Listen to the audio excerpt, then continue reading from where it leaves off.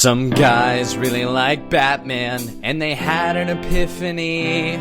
So they all got to work on the next Batman movie. And now they are the heroes, and you get to follow along. They're bringing him to life every week after this song. Batman, Project Batman, Project Batman. Fuck yeah.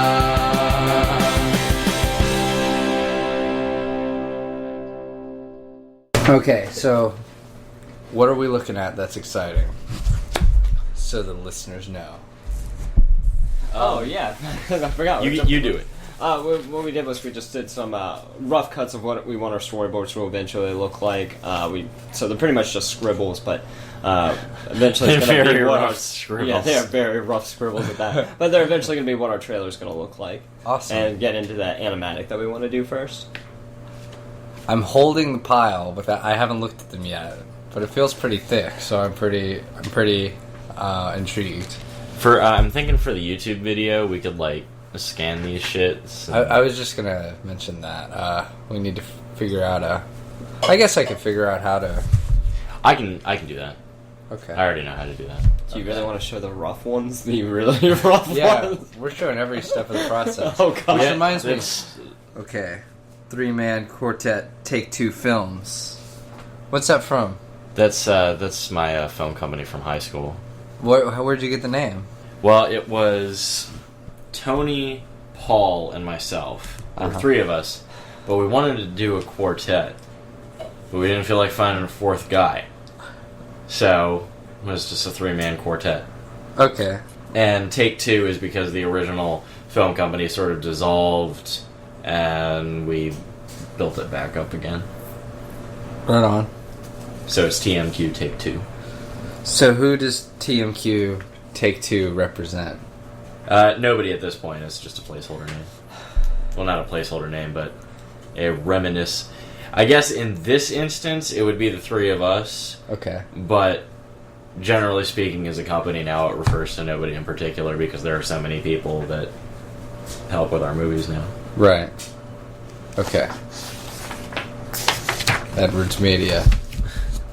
I'm already loving this. You put my name on anything and I'm there. Needs real name and logo. Yeah, I didn't know if you had an actual name. I don't, but I hope within the time before we complete this film, I can figure out something. Well, you'll have to come up with something before we put the trailer up. Well, You've got true. 3 weeks. Okay. I can do that. Yeah, you can come up with a title. Guys, help me come up with the title for my production network. I've got 3 shows. One's me talking about whatever the fuck I want. Always totally random. 1 week is about Game of Thrones. 1 week is about sex. Game of Thrones, fuck yeah! Yeah, you watched the premiere? Yeah. Yeah, it was pretty good. It was good. I love that show. I'm not as into it as everyone else I know, but I follow it and it's solid. So I have that show where I talk about whatever. I have this show where we talk about Batman and make Batman movies, and then I have a show with a dude that is angry about everything. Well put. Yeah, that's exactly it. The Kenn Edwards Media Conglomerate. Kemk. Okay, I would like to come up with a clever... what's that called? It's not anagram. It's acronym. I'd like to come up with a clever acronym. Okay. But that might take some time. And I guess I'll put work into that and get back to you guys. Alright. But moving on away from just me. Alright. Paris. See, your drawings are solid. I see. I get it. That one was me. I drew this one. Okay, so it's a shot of the Earth from above, yes? Yes. Okay, and it says Paris, gas cloud, dead French people over a gray shaded area on a landmass. Did you catch the dead French people? I wrote that on there without saying anything. I'll be honest, I didn't catch it till like 3 hours later. Alright, This is when there's the news anchor. yeah, Paris Destroyed reports a woman or a guy with longer hair on the news. Blank face. Alright. We see Batman and Raish. Raish is kneeling. He has just fallen over. This is the part explaining where he dies, but in order to be reborn, and that's him falling Okay. to his knees. Okay. This is the part where he's being reborn. I drew this one. That's pretty badass. It's pretty menacing and scary and cool. Raish is in that Lazarus pit. I drew this one too. I can't draw close-ups. Shadowy close-up of Raish and Lazarus pit. But see, your drawing's good enough because I know exactly what that's supposed to be. Because you're helping write the movie. You're getting it through context. Let me compliment you, Otto. No. Alright, so Batman is getting... he's throwing a batarang at a robber. Or at a gunman. Yeah. And then he is... Wait, what is this? Oh, that one's pretty scribbly. Yeah, that's a gunman holding a gun at the camera. Okay, I see it now. So a POV of a person with a gun held to their face. And then, man in hospital. Who's that? That's Bruce, right? That's Bruce and Alfred. Yeah. Okay. Alright. Batman is on the Batcomputer looking at designs for a new Batsuit. There you go. Man, this is actually going better than I thought it would. Then, I drew this one. Then Batman. I drew. Yeah. You should put your signature on all of them. So Just sign them over the picture. just so you can't see anything. It's like a watermark. Or like a signature as well as a description of what the picture's supposed to be. Just kidding. Okay, so Batman's in the laser training, and the clock says 0. And then he's cloaked, and he's shooting a batarang. But Sean was not able to tell until I labeled it. Oh. Well, you have the dotted line thing going on. I get it. I see it. Yeah, what's normally done is they draw it like normal, and then they shade it, and then they take out the stuff that's drawn normal and just leave the shading. So it's just sort of like a vague outline. I see. Alright, then Batman is in Gotham, flying away. He's actually at Raish's fortress. We'll eventually get a picture of Raish's fortress for Sean to draw Okay. around. We've seen Racer's Fortress. Mm-hmm. Yes. Okay. What episode is that in? Out of the Past? Out of the past, yeah. Okay. And then there's our names, and it looks awesome.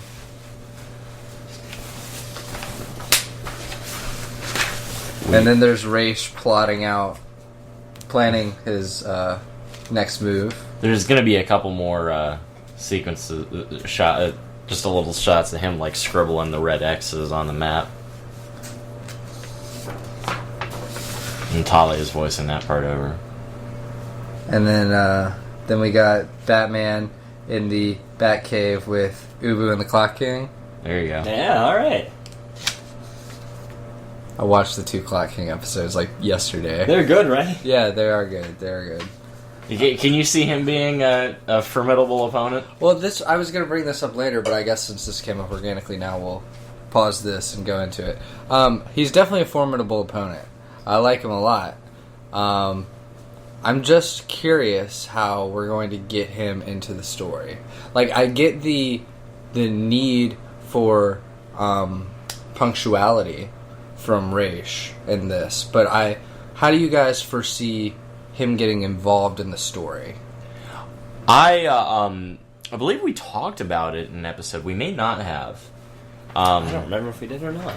But I was thinking of a scene where, Raish actually holds an audience with the Clock King has him transported to his fortress and says, they have a short conversation about, here's what I need you to do. I'm busy.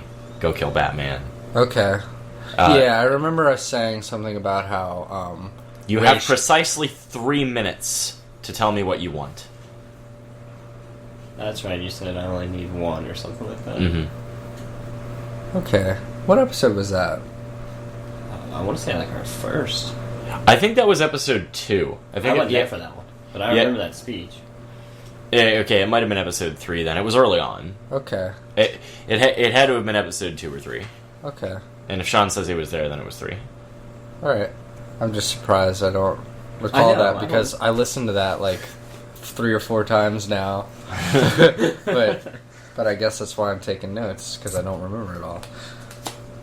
Okay. Alright. Batman is much taller than Ubu and the Clock King, and he's getting attacked. Much taller. Yeah, like, as stated before, these are incredibly rough scribbles. Right. They will. The final product will be much crisper and cleaner than this. Yeah. We'd spent, like, probably no more than 10 minutes on any picture. Well, you probably spent the most on this one, right? Just in case you're not listening, I'm going to describe this in great. I can't put to words the beauty of this detail. If you're not watching on the YouTube video, I'm sorry you can't see this picture, but it's just a beautiful drawing of Bruce and Talia at the diner and kissing.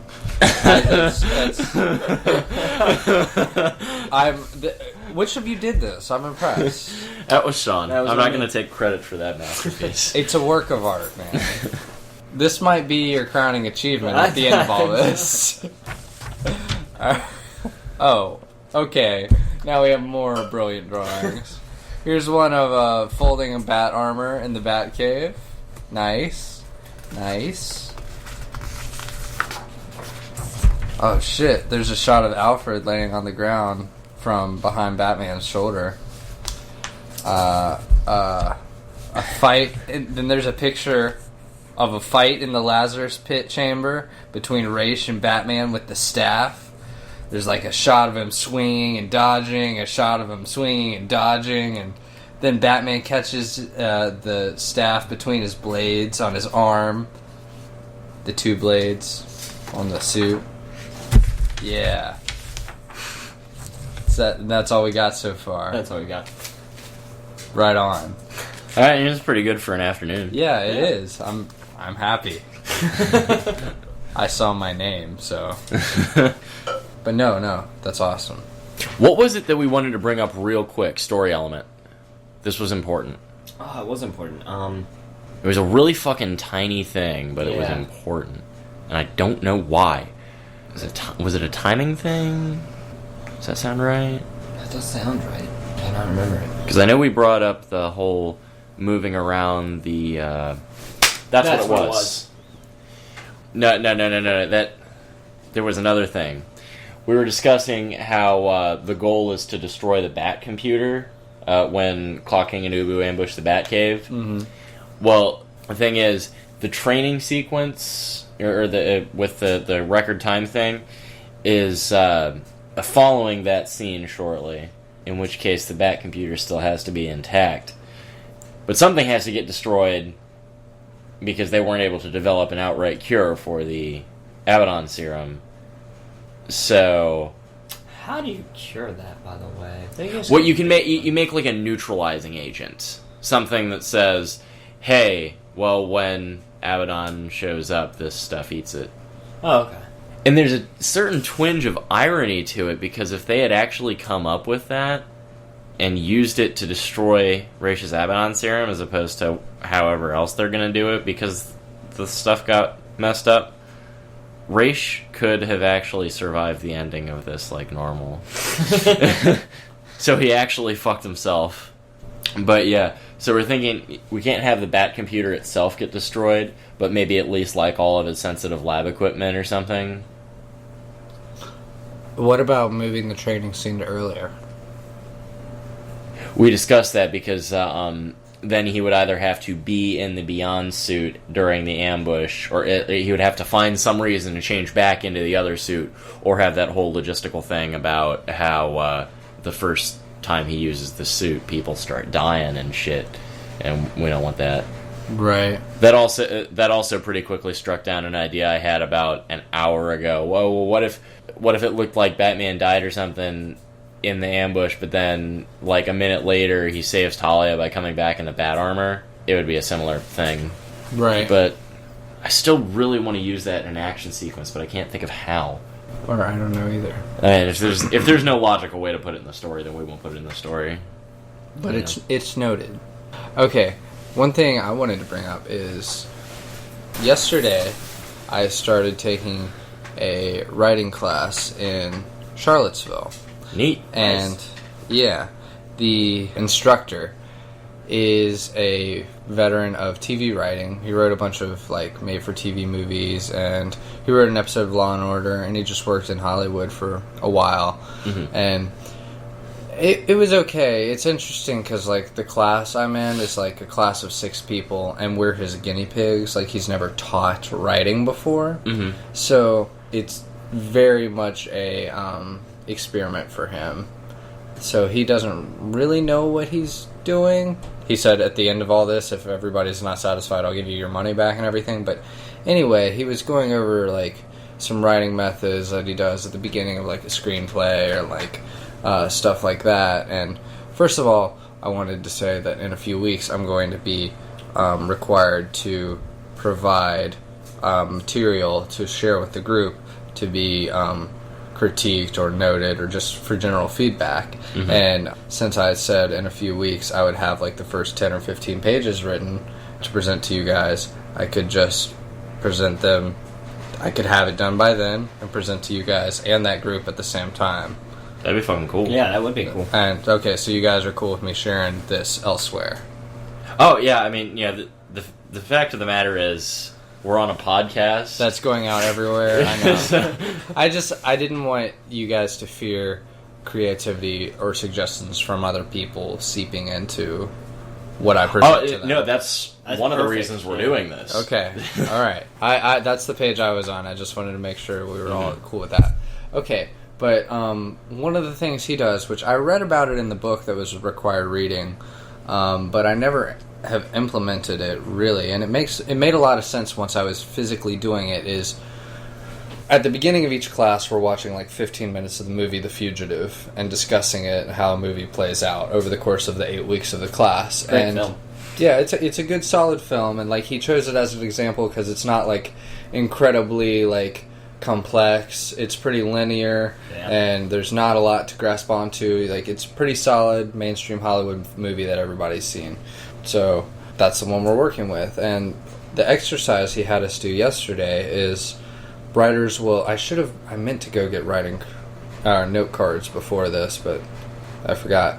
Writers will write out scenes and or moments on note cards and just like throw them on the floor. Just like make it a fucking jigsaw puzzle.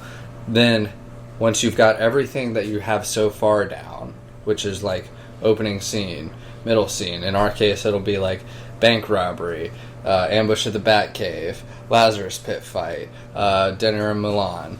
Then once you have everything that you have so far out, you get on the floor on your hands and knees, and you just try to put them together in a line and see what's missing.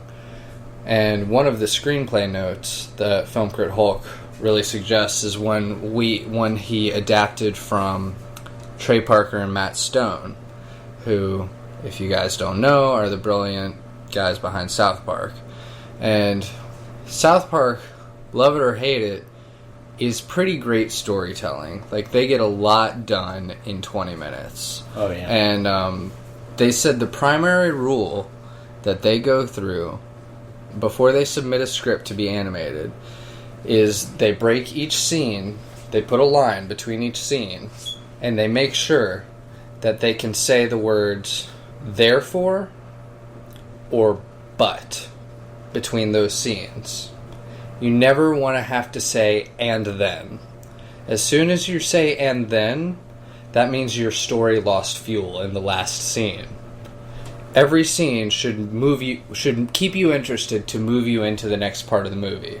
It's like a what happens next sort of thing. Right. Batman finds Abaddon residue, therefore he goes to the Batcave to analyze it. But Ubu and the Clock King show up. That's how the story's supposed to work. And even in that example I just pulled out of my ass just now, it seems we're doing okay. Yeah. So that's the idea. And you do it on a grand scale and a small scale. The grand scale you do for scene by scene, like the movie, like I just explained. Mm-hmm. The small scale, you do it for each moment in a scene, which would be like, in The Fugitive, the example he gave was he and his wife are at a banquet, and that would be like one scene on the grand scale note card, but on the small scale note card it was like, Kimball talks to this guy about Ferrari, Kimball talks to wife about this and trying to leave. Kimball talks to this guy, and then they leave. Like, each little moment within that scene. So, I think that'd be a good thing to do. I brought the notes that I've done from episodes 1 through 7. And yeah. I thought one thing we could do, since things have been developed from episode to episode, like, obviously I wrote a note down in episode 4 that negated something we said in episode 2. So I thought something we could do would be go through it bullet point by bullet point and just eliminate the stuff we've already decided we don't need or want to change. And also, as I was writing these, I came up with suggestions or thoughts on them that are based on all the notes we've already had. Is that cool with you guys? Yeah, that's fantastic. Yeah. Okay. When we delete bullet points, though, we don't permanently to make sure they're I'm just gonna make a note. I'm just gonna make a note. Yeah. Yeah, because we may need to go back to something if we. I'm just gonna like put an asterisk. All right, first bullet point. Bruce will be in his mid-40s. In a lot of TV shows and stuff, they say, or they like Jack in Lost. They never specified his age. We just always guessed. Mm-hmm. And just to be able to make him an everyman, we can all relate to Jack. He could have been 31 or 45. Do we want to maybe use a term pushing 50? Like Alfred says, you're pushing 50. Is mid-40s?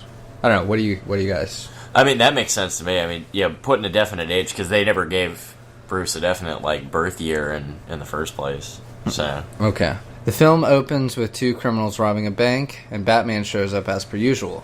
But while fighting them, a strong younger robber gets the upper hand, and Batman gets shot, making it difficult to continue fighting, and instead of stopping them, he leaves in a hurry.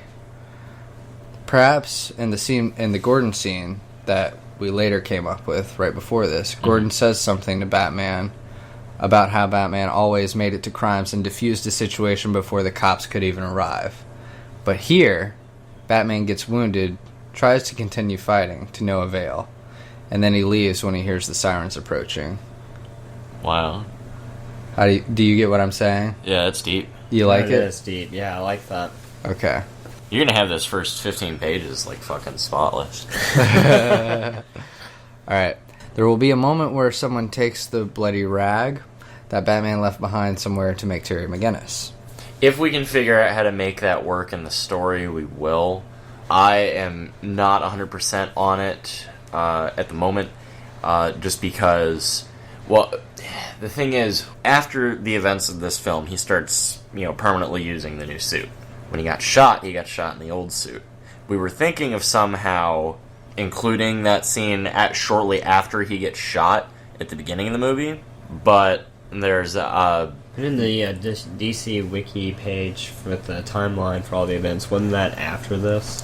Yeah, it's really vague. It doesn't say anything specific, which works to our advantage, but it says that takes place after where our story is set. But the fact that we have that sort of fogginess there means I think we'll be able to fudge it and take it into account when you're writing your first pages if you think that would work in the story. If not, we'll have to figure out how to... we might have to figure at least something, at least in a background, how that's explained. A lot of the continuity stuff, I'm thinking, won't be directly explained by the movie itself. There's a lot of stuff You see that in movies a lot.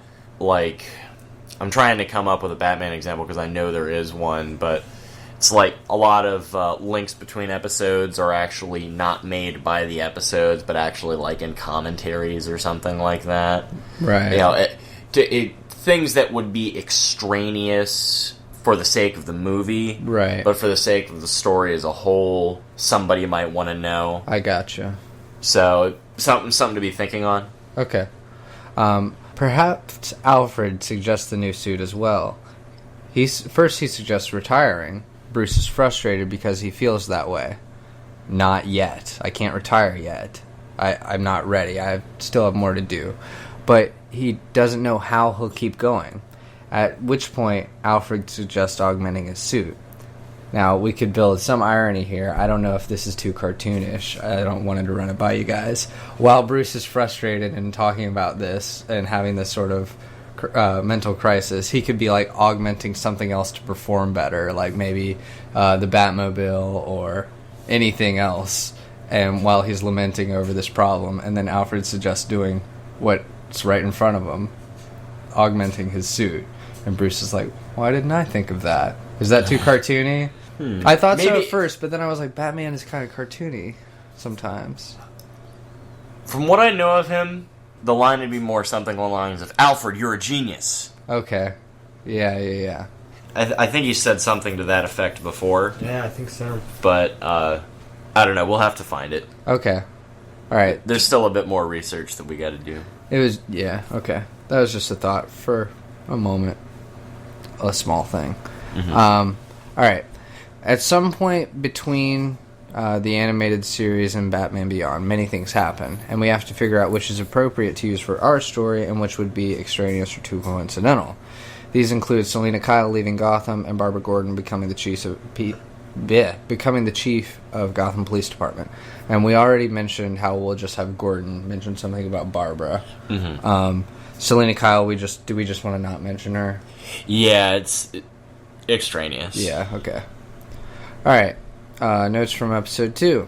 Batman Beyond suit can't play a role in the film, which that goes to be changed, right? Right, that's, We later find out down here that it can. So I'd say, can you replace your bullet point there with, like, an X? You know what, I'll just put a star. I'd say throw some stars at the beginning, too, if you can. Okay. Just because it'd be easier to find it when you're scrolling through. Yeah. And then you described the trailer that you were talking about in that episode.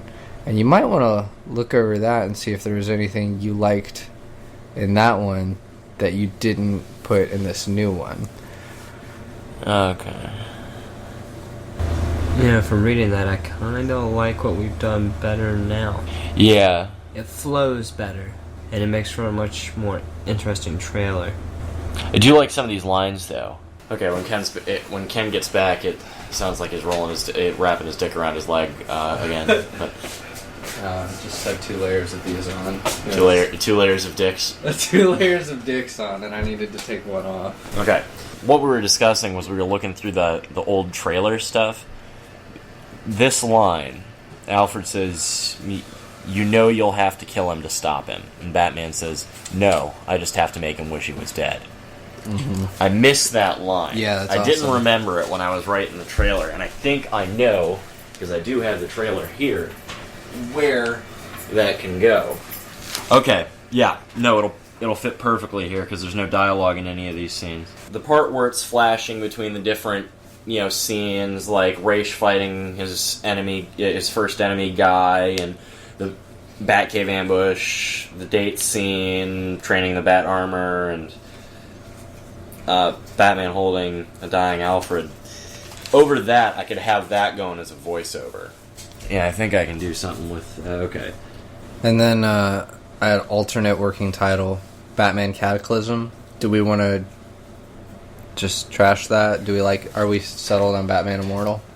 For the moment, I'd say yeah. Alright. I definitely prefer Batman Immortal over the 2 of those. Yeah, me too.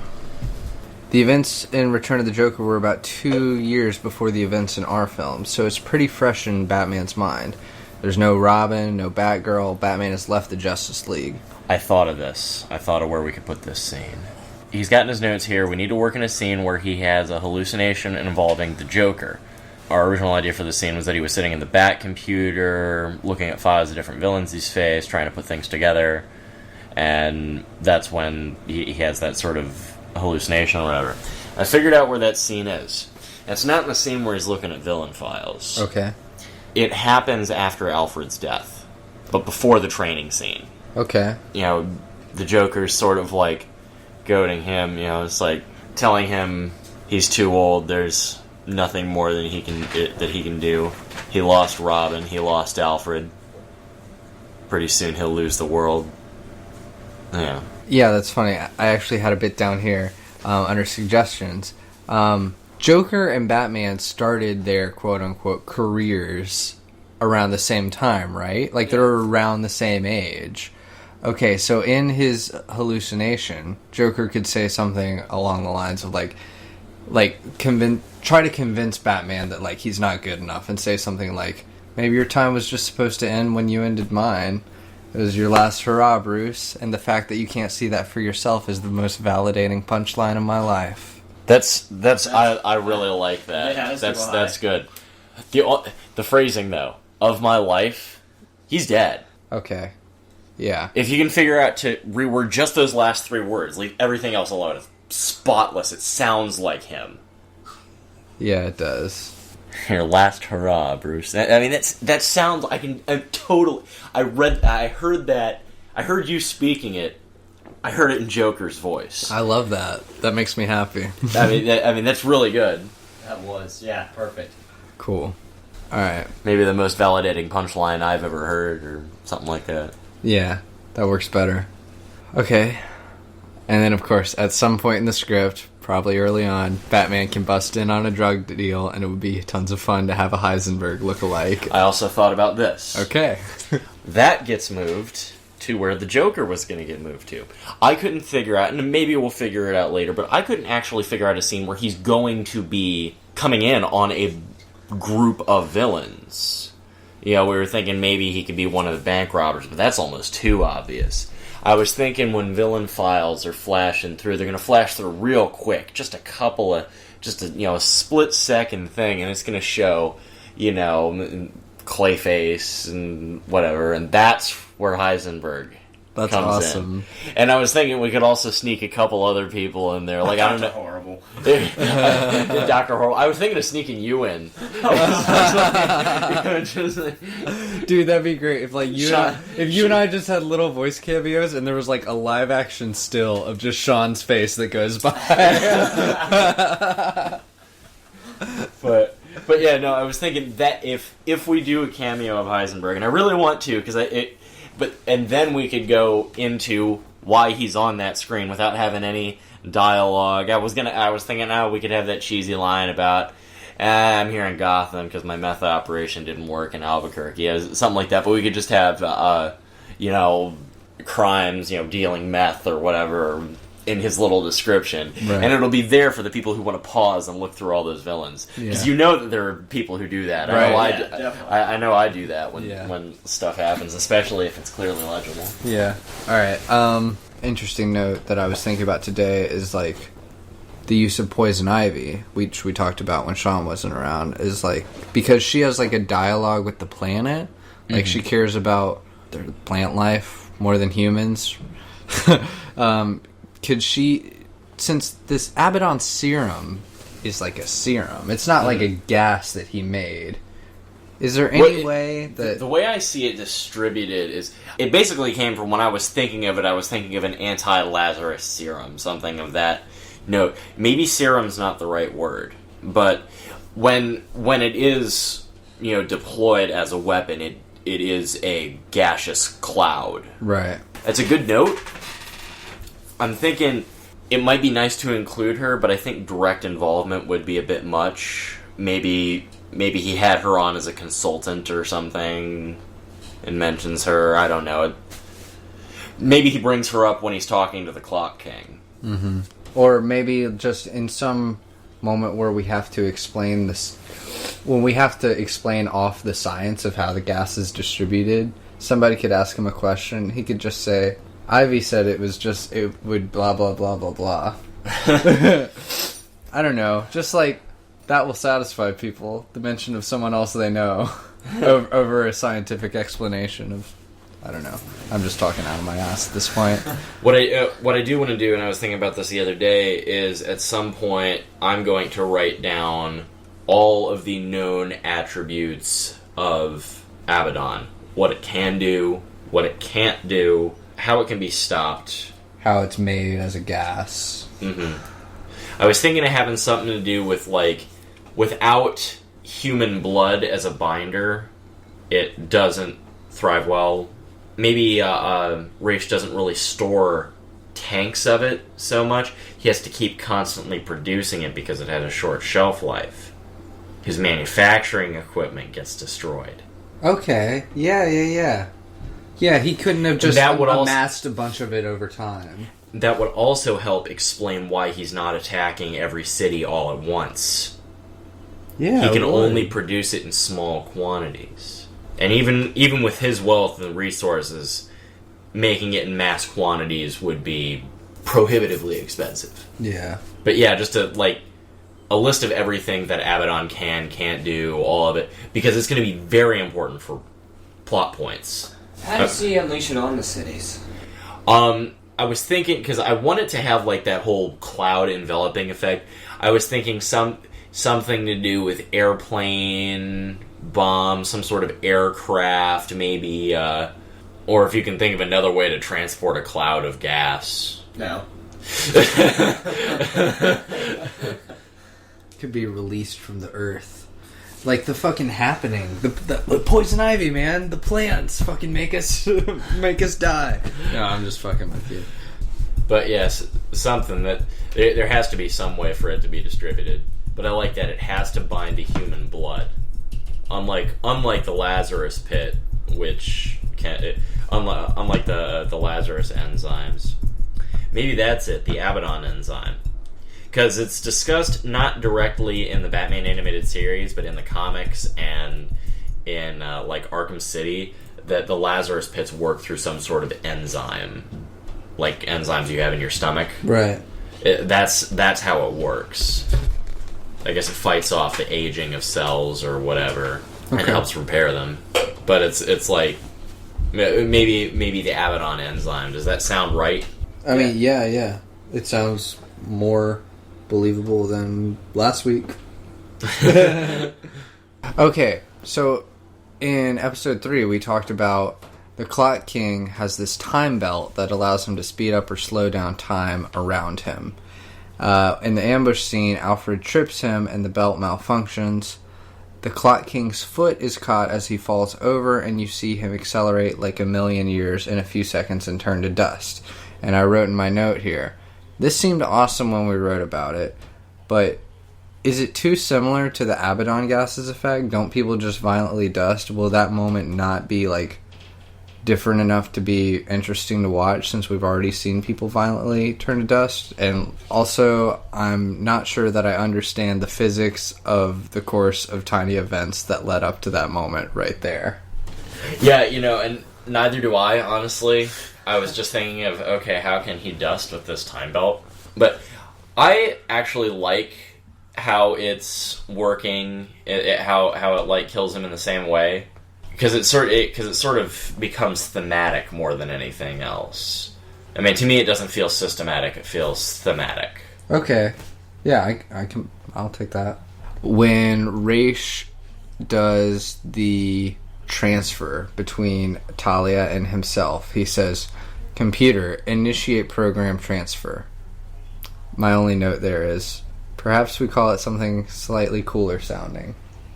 Okay. Do you have a suggestion? I don't, but I thought that might just be something to keep in the back of your head. If anything comes when up. I wrote it, I was thinking, okay, something that's vague enough to make Talia think, oh, okay, he's doing that life force transfer. Oh, no, wait, no, he's transferring his mind into my body. Well, shit. Oh, right. Yeah. Something that doesn't tip her off right away. The double meaning makes sense. I guess I just meant like programs or operations sometimes have just words that are irrelevant to what's going on. And I guess that's all I was thinking of, but it totally doesn't need to be. And I actually like your double meaning that you just suggested there. Yeah, that's what I was thinking of when I put it. Okay. Yeah, that's cool. Alright, so when it transfers them and Talia opens her eyes with the evil vigor of Raish Al Ghul, do we see Raish's body finally disintegrate on the other platform or tube or whatever after that? I hadn't thought about that. That's a good point. Like, I think it'd be cool if, like, she, meaning he, stepped out in Talia's body and just looked over and saw his body disintegrate. That'd be fucking... Awesome. That'd be awesome. We could do that. Okay. I really like how you're doing this. You come up with some pretty good shit just in, like, we're like 4 episodes in now. Yeah. It's just like... Next bullet point. Project Batman Beyond. Amanda Waller uses her connections at Project Cadmus to create a successor to Batman by obtaining his DNA and injecting it into Terry McGinnis' father, who would give birth to Terry, who is biologically Bruce Wayne's son. In this, it shows a scene of Batman sitting in the back of an ambulance because they're talking about getting his DNA. He's bandaged up with a few bloody rags on the ground. A sketchy dude comes, picks it up, and puts it in a vial. Most research suggests this takes place shortly after 2009, but it's vague enough that we can use it in our story. And I just brought that up because it was a little more detailed than when we talked about it earlier. We would have to definitely do it somewhere in the middle because he was still wearing the regular Batman suit before It that could happened. take place at the beginning. I mean, that would totally work. Okay. I mean, like, If we figure out a reason why he would be fighting guys outside, and because when they're outside in that scene, like, Yeah. I thought It so. seemed to be, if I remember it correctly. Mm-hmm. Alright. I've talked about how we can show fear in Batman for the first time. I'd like to make it a point to have that really resonate at a few points. Just like Batman might be doubting himself, and that's nuts. Mm-hmm. And how much of a struggle it is for him. We need to portray how hard it is that Batman, this goes without saying because they're all our main characters, but that Batman loves a woman who loves a man who has murdered millions of people, who is completely, again, like the opposite of what Batman is. Like, I guess all I'm saying is it's so easy for us to see why Batman can hate Raish for that, and it would be hard to accept a daughter of someone like that, but like we really need to like make the audience feel like that love, like that connection, like whatever they see in each other. And when we get to that date, that'll be some interesting stuff to write. Because that's the grayest area to me so far. What I was envisioning was while they were... Because, like, you brought up that he doesn't trust her yet, and it's at the... Not the banquet, which we have to figure out how the hell that's going to happen, because that's one thing I'm not clear on, is where that comes in. But the date at the little bistro, that's where he finally realizes, you know, he, without a doubt, loves Talia. He can trust her at this point, and yeah, that's where we have our light little big band tune that I get to write. Fun. Cool. You know how like comic book, movie, or like episode like this, conversations are usually not long. Conversations are pretty like dumbed down to the bare minimum of what they need to say to get information across. But I think that scene where they're just having dinner together should be pretty long. Like, I would like to just see them knowing each other in a state that, like, the audience rarely sees any comic book character. Yeah, and it's like, I know that, because the way I've been thinking about it, it's like, they'll be sitting there talking, and Talia's like, wait, stay right here, I have an idea. She runs up to the band conductor and whispers in his ear, hey, something, yada, yada, yada. And, you know, she comes back while they're playing the music, and she's like, this is my favorite song. We're dancing now. And like, she picks him up out of his damn chair. And it's just, he's just sitting there, like, all grumpy. And then, like, he starts actually getting into the dance throughout the course of it. And he's just like, you know what, this isn't half bad. I can... Yeah, like, the dance can sort of be a midpoint of that date. Like, it can start off with him just not really wanting to look at it as a date. Like, maybe he has another agenda of being at that banquet, which is the only reason we know of him being there. And it turns into a date. Like, that's what he takes away from it as being the important thing. Mm-hmm. You know what I'm saying? Yeah, and like, or at least in Milan. Maybe, I mean, that's probably why they're in Milan, we'd have the banquet thing in Milan, and then I was thinking, because I can't imagine, bistros, from what I understand, are very small restaurants. Mm-hmm. You know, it would make a lot of sense to have a banquet in a small restaurant. Right. So I was thinking, you know, Talia's like, I was never a fan of this sort of caviar and moldy cheese sort of thing. There's a little restaurant downtown that I like. I still really like the part about adding Superman at the banquet. Yeah. Yeah. I really like that. But yeah, and I was thinking That'd be before the dance. But then, like, as the music fades out and the screen will fade towards the end of the dance, and that'll be the end of the dance is the end of that scene, at least as it plays out in my mind. Yeah. Okay. Definitely. Or he just sort of resigns himself to it and holds her. Okay. I like that. That says enough right there. Because right now, the whole investigation, our whole second act, I think it's our second act, is the least defined part of the movie. Agreed. And I mean, that's why you said you felt that the movie's not all that long yet. It's because we've hardly written anything in that. Yeah. And that, Damon Lindelof once described writing Lost as, Zelda. When, there's a Zelda poster right there, and that's what I was trying to think of. About how when you first enter the Kingdom of Hyrule, your map is entirely black. Mm-hmm. But as you venture out and discover things, like, the black area only takes up so much space, but as you explore it, it gets filled in. Mm-hmm. So you have the boundaries there, and the more you work on it, the rest of everything fills itself in. So with Lost, he was saying, like, we had the beginning and we knew where we wanted to end up, and the whole process of working on the show was figuring out what would be in the middle. Which is exactly what we've done. Yeah, that's exactly how I feel like we're at, is like, the middle is darkness, and as soon as we figure out how to connect A to C perfectly, then all of that will just write itself. And you do the edges of the puzzle first. Yeah. Yeah. Alright. Bruce says something to Raish about, why can you not accept death? Why can you not be happy with what you have? Raish responds with something like, only once everyone else is gone will I feel like I have a right to rest. We need to make sure to define Raish's convictions, like, up front. Yeah, that's something I plan on having very soon, an episode dedicated to just characterizing Raish. Yeah. I think that's actually our next snowflake step, is just, like, characters. Alright. That's what I said I was going to do, but then I started going off on this trailer shit.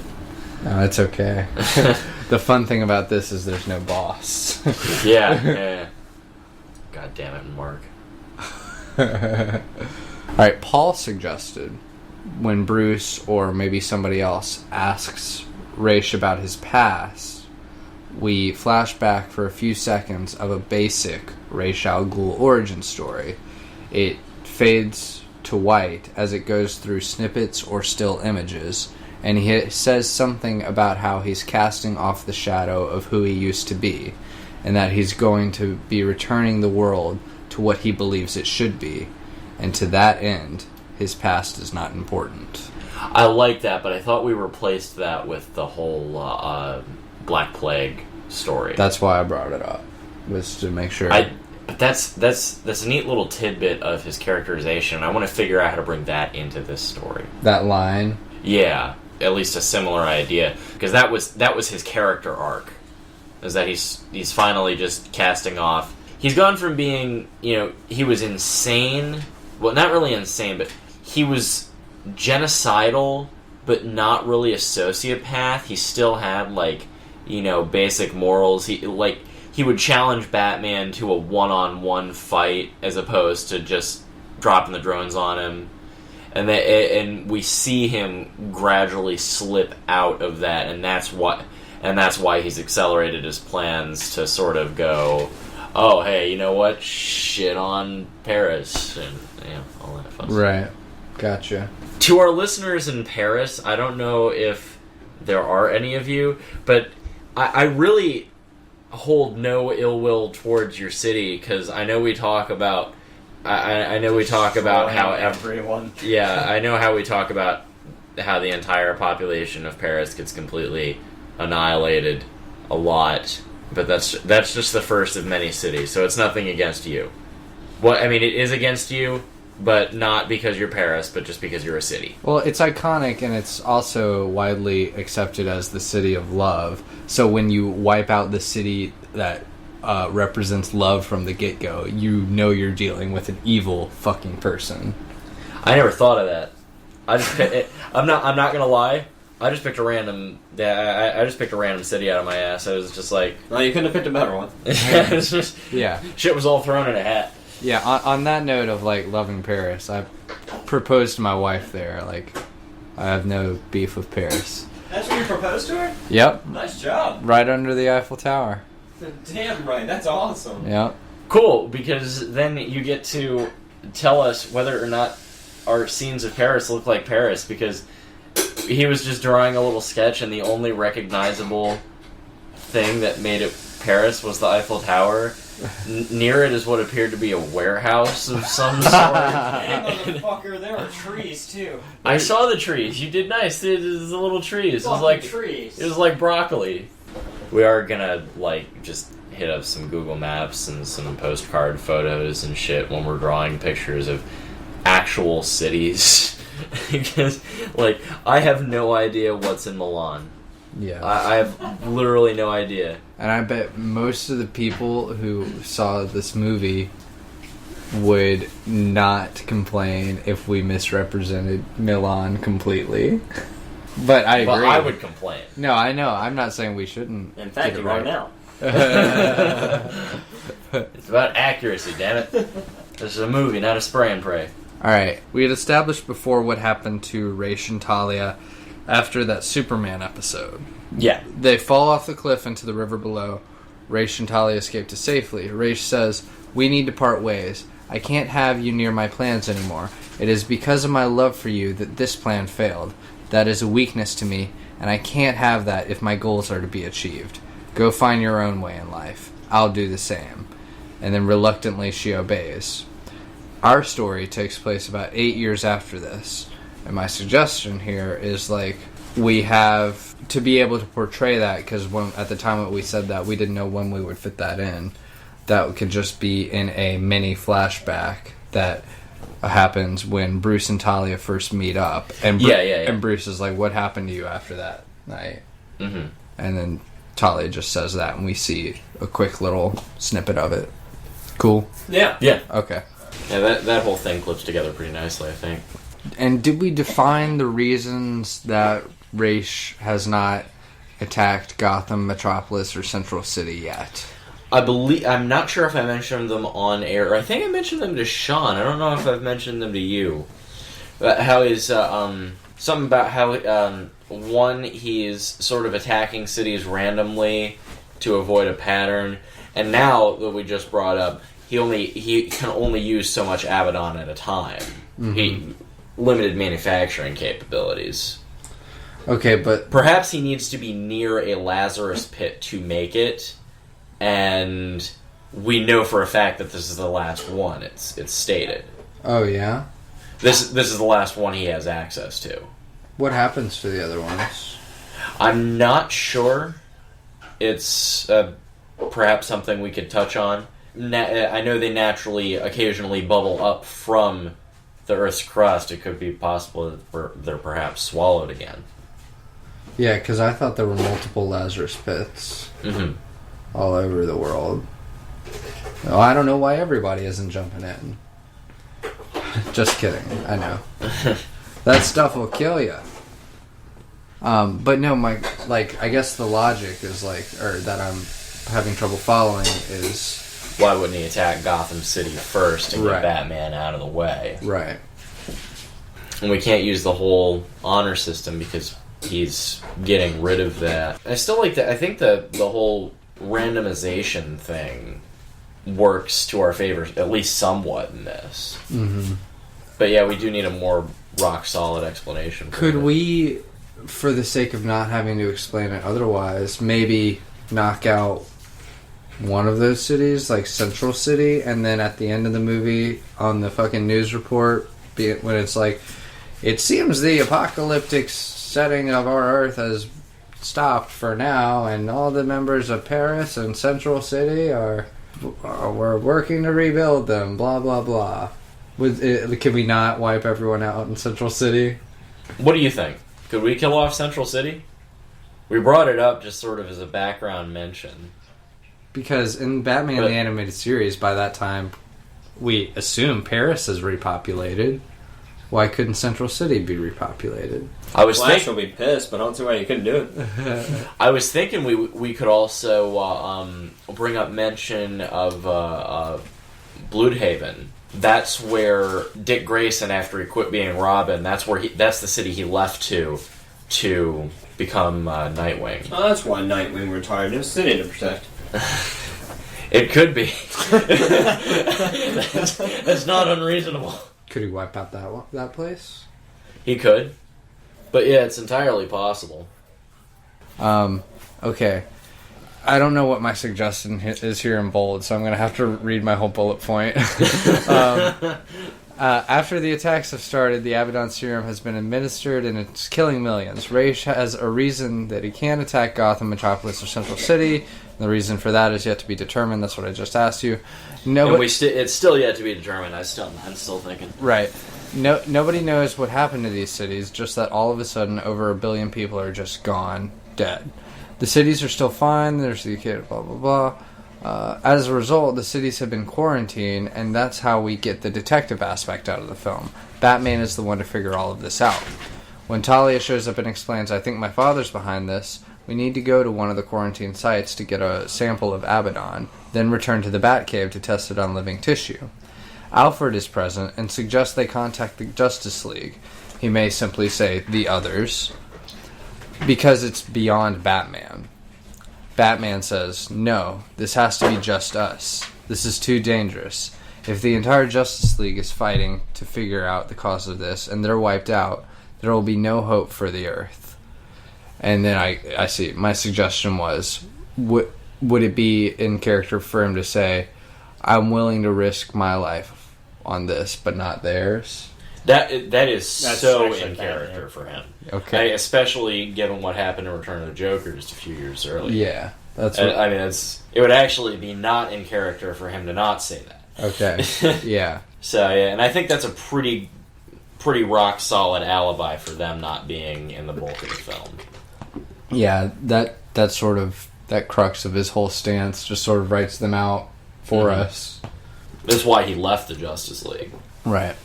And we had such a debate over that for a whole episode, and now it's just like an easy answer. Yeah, now it just makes sense. Yeah.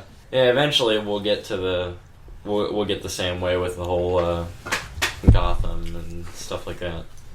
Maybe he has a use for things in these cities. Such as? Perhaps, But if he has a use for anything in the cities, though, wouldn't that make it less cold-blooded? Like, I thought you liked the whole idea of at random. Yeah, like I'm gonna wipe this out. But sir, that's where we're getting our plutonium. Well, they can stay for a while. maybe he's got a couple of cities circled that I've got it. Potential allies. Look at Gotham. Look at Metropolis. Look at Central City. What do they all have in common? Yeah, they've got their superheroes, but they've also got their supervillains.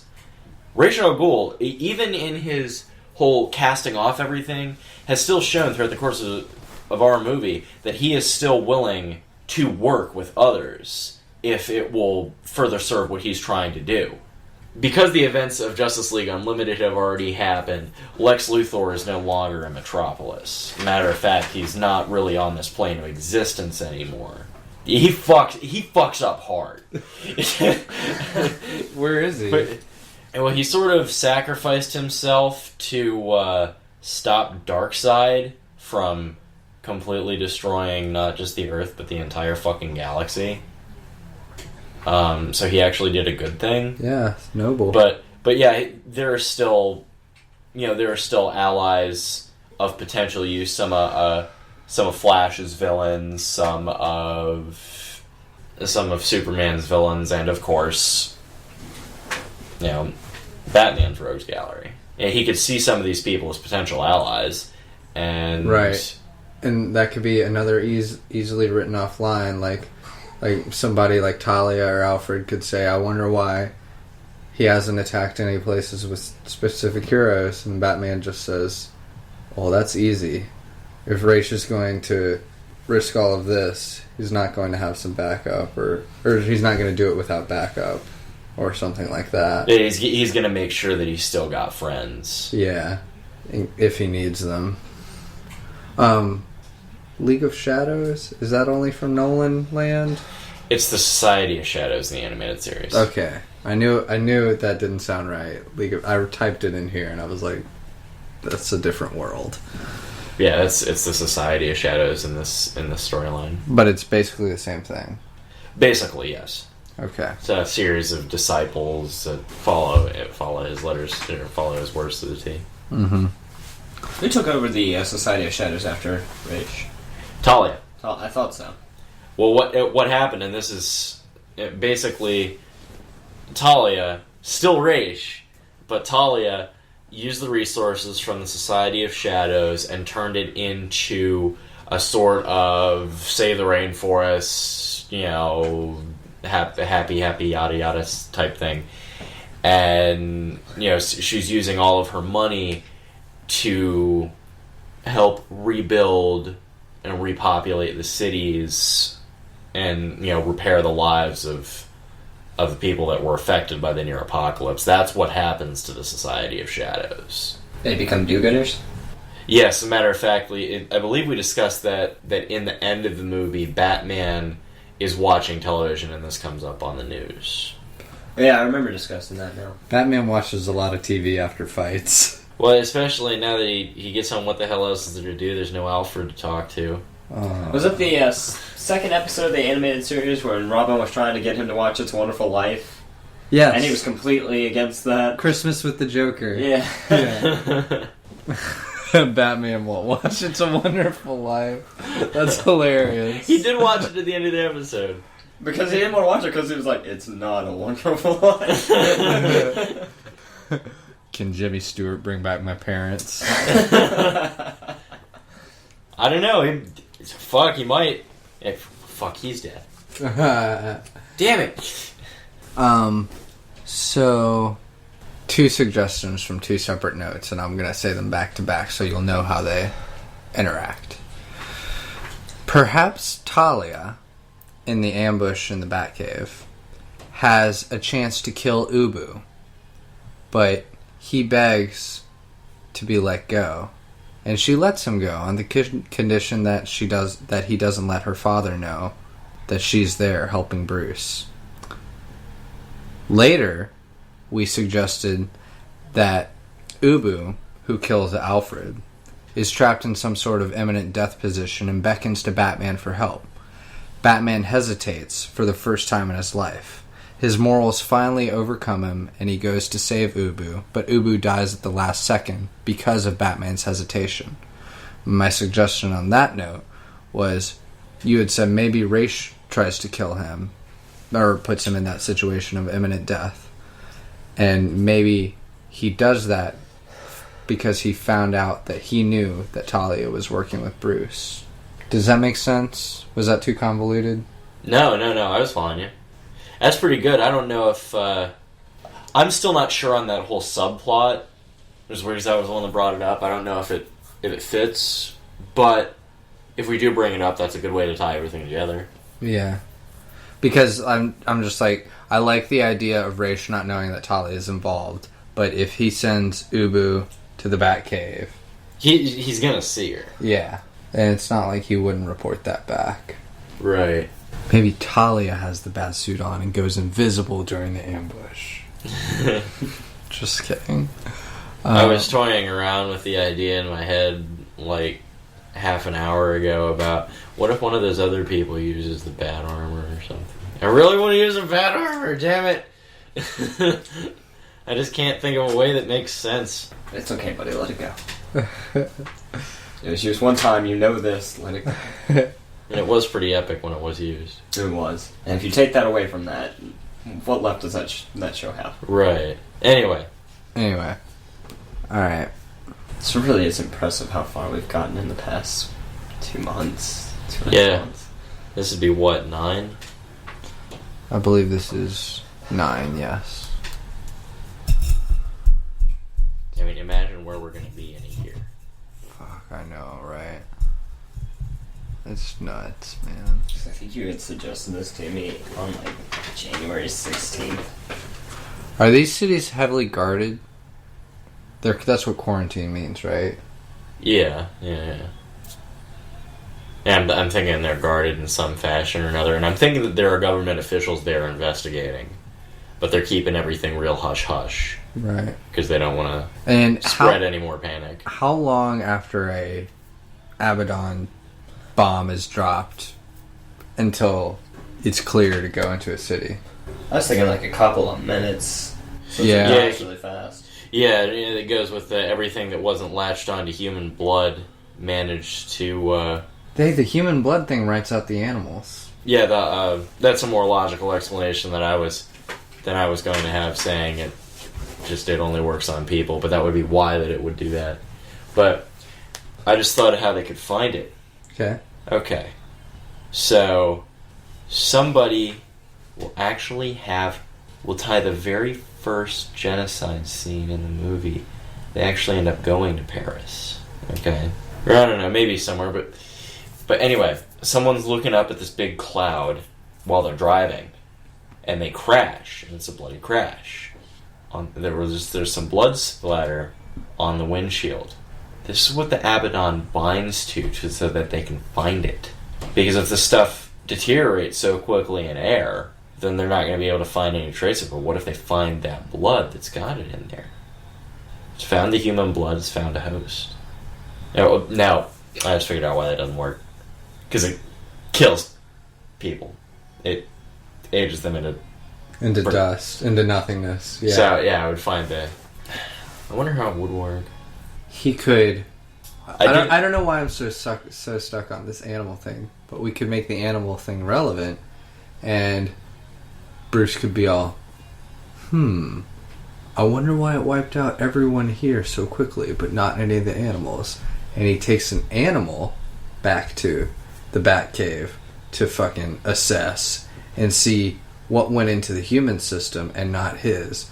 And he'll be able to extract whatever the Abaddon serum is from like the bird or the rat or whatever he takes, and just test it and see that it only works on humans. Does that make sense? Is that too stupid? No, that's... I mean, I'm not sure if that's on the head of the nail, but it's a good start. Okay. Yeah, like he noticed, all the trees are still here. There's still animals running around. Yeah. Pepe Le Pew. He just grabs Pepe. Alright. Your idea with the blood, though, like if it's an enzyme that can only be triggered with the human blood or whatever, if, like you said, in that car crash or whatever, and there's blood all over the place or whatever, and that person would, obviously die because there's still blood in him and he would die. But if that blood's still there, it's not in a human for anything to feed on, so couldn't there still be blood there? Maybe, it only works on living human blood? I think we'll have to work this out when we're actually discussing... Fake science? Yeah. Fake science, yeah. That'd be a good name for an episode, Fake Science. And we'll discuss all this stuff then. Good, yeah. Yeah. Good call. Maybe we'll touch on that after we characterize Raish. Okay. We also got to do Talia and Alfred. There are 4 main characters. Yes. Yes, we do.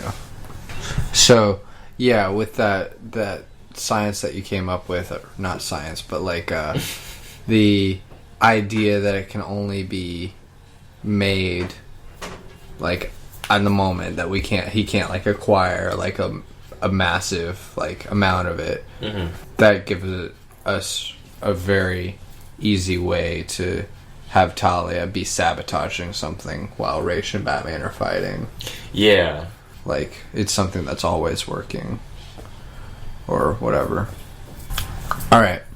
During our commentary for Mask of the Phantasm, you told the bit about the first dude who ever fought Ra's.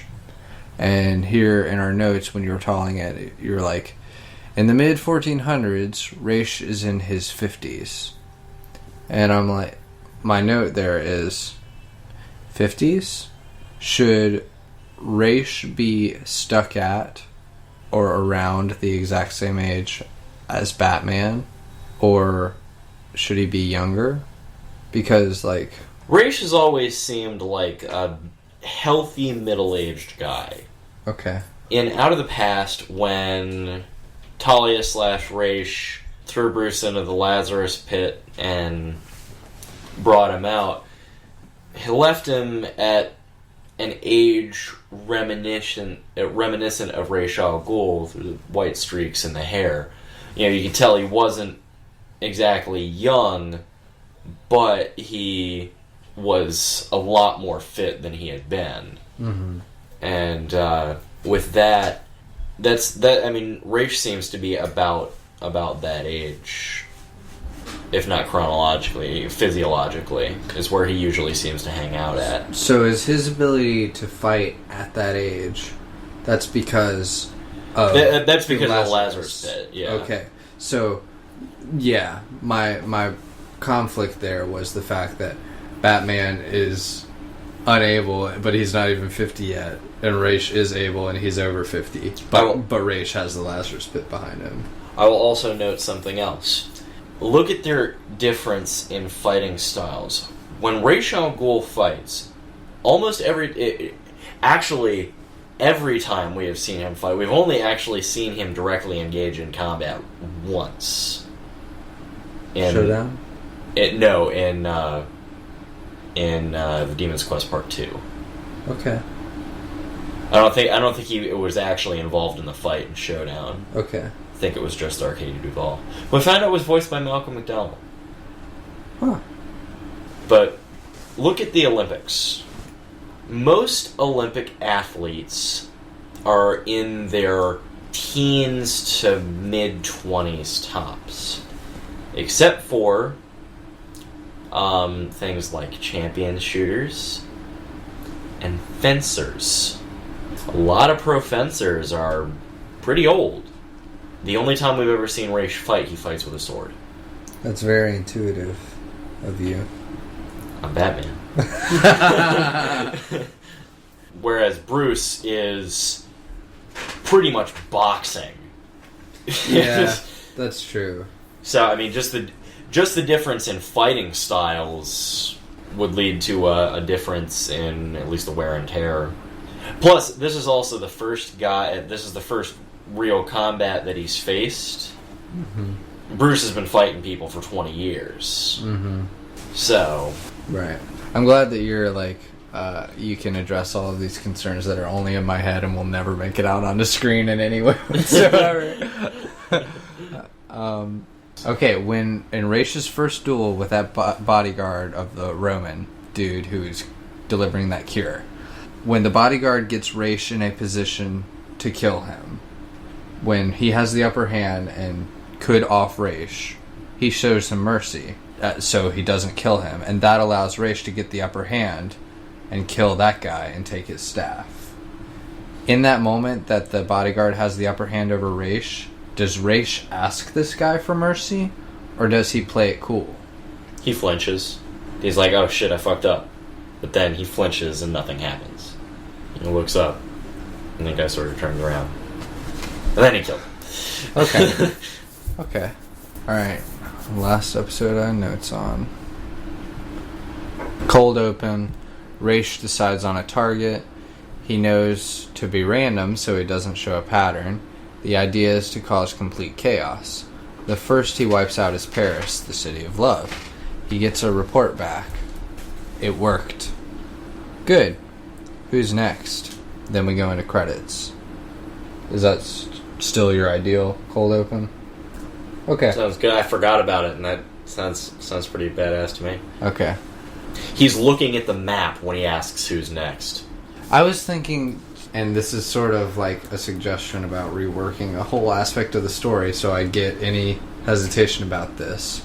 But it was just a thought. Do we not want to show the story of Raish getting this idea and then making it happen? Like, from the beginning, he has this idea. I'm just wondering how we get much action out of him leading up to the climax. Whereas, if it was him just, like, in a movie about him becoming this person, he would get this idea and... I don't know. Do you know what I'm saying? I think I know where you're going with it. I'm guessing what you're asking is that the parts where Raish's story development are going to be kind of dull, I guess is what you're asking. Yeah, like, for a lot of the movie, we're just seeing Raish being like, haha! What's next? I'm unstoppable. Blow that city up, or whatever. I'm trying to think of all the scenes where he comes back. All the scenes where story of him is mentioned. Really, there's the scene at the beginning. I think there's one similar scene later on. Fuck. What? That was an upset fuck. That was an upset fuck. That's not our opening. Okay.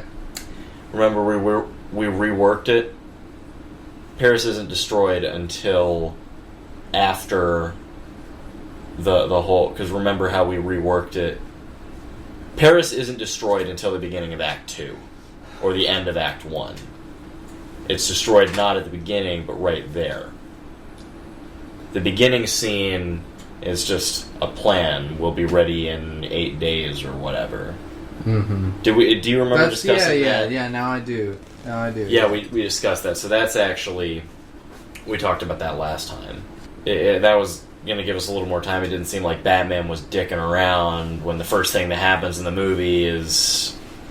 300 million people die. And Right. Yeah.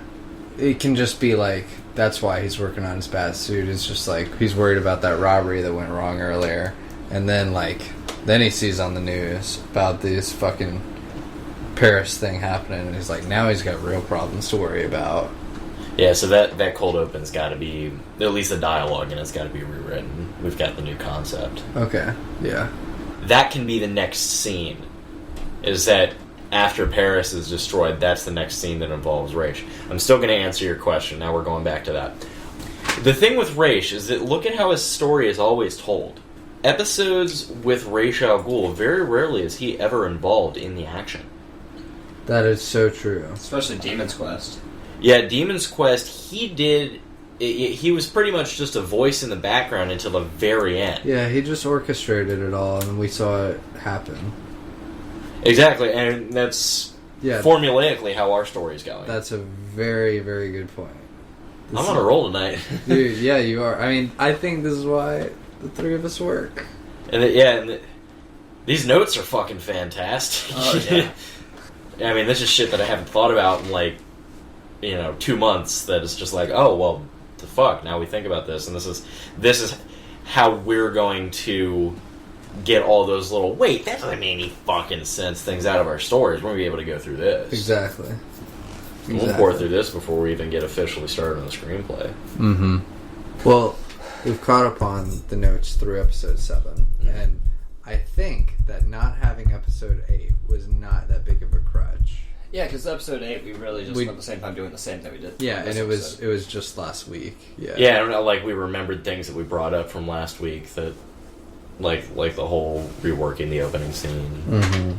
But yeah, so I'm guessing next week we gotta really start looking at our villain, see what the hell he's up to. Yeah, next week I'd like to, as far as understanding fundamentals of screenwriting, I'd like to move on to, next week we'll start a discussion on our third snowflake method step, which is character outlines. Mm-hmm. And then I'd like to also finish the Hulk screenplay notes. Okay. Definitely. And I'm sure we'll figure out plenty else to talk about. Yeah, we've got to, because I know for characterization, I think our 4 main characters are Batman, of course, Talia, Alfred, and Ra's al Ghul. Mm-hmm. Major secondary characters, I guess, would be Ubu and the Clock King. Really, I can't think of anybody else. It would be... And we have, like, cameos, or, like, one scenes with, like, Clark Kent and the Joker and stuff, But I mean, with that, you don't need to write a whole character biopic. Exactly. I mean, like you got Joker's characterization fucking on the head of the nail in that like one sentence. I mean, I think there would be a little more than that he's got to say, but yeah. But like, definitely that line has to go in there, really almost untouched. That was probably my favorite thing I came up with while doing this. Yeah, no, I mean, it like I said, it. Completely what he would say. That and the bit about Gordon saying, "You always diffused everything before I could even get there," and then right after there at the robbery, him having to leave as he hears the sirens approaching. Maybe he says something like, "I'm sorry, Jim," or something like that. Oh, fuck! Because Gordon's still on the force. Yeah. He's still active in the police thingy. Shit, when are you going to start writing that screenplay? Because there are a couple of important things that we'll need to have done before then, so that you know. Well, I have to have 15 pages to present to my class by the 23rd. So... 23rd, that's 3 weeks from now? About? Roughly, yeah. Yeah. That'd actually only give us 2 more episodes between now and then. Mm-hmm. Maybe we should... we can address those stuff next week, the other stuff we're doing. Okay, yeah. Like, any questions you have? I mean, like, are you writing straight up from the beginning of the movie, 15 pages in? That's the idea.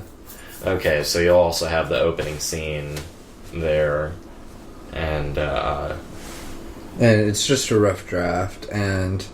Right. And we want you to have something... Yeah. At least quality. Now that we've gone through all of those notes... before next week, I can map out the chronology of each scene, sort of a loose note card, but on my computer. Like I was saying, the note card method of laying them out, which I'd like to do with you guys at some point. Oh, that'd be awesome. Yeah, I'll sit there and I love that idea of throwing it out on the floor and having to jigsaw it. That'd be cool. Were you guys satisfied with this episode? I think so, yeah. Yeah, very much so. We got... Let's see what our final count ends up with. I'm sure it's going to be a lot shorter when you guys actually hear this because of the editing, but right now we're just under 2 hours. Do you guys want to start saying other Batman lines? Yeah, I was thinking, we got what's a good Batman line? Hold on. I can come up with this. I came up with the last one, so... Hold on. You get the ice, I'll get the Iceman.